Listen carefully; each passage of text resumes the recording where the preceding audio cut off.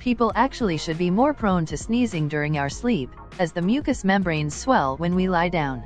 This makes them more sensitive, but there usually isn't as much airflow or movement to stir up irritating particles, so they aren't as exposed to stimulants. When we're awake, particles, allergies or an illness can stimulate the nerve cells in the nose. The nerves then send signals to the brain in order to initiate a sneeze to get rid of whatever is irritating it.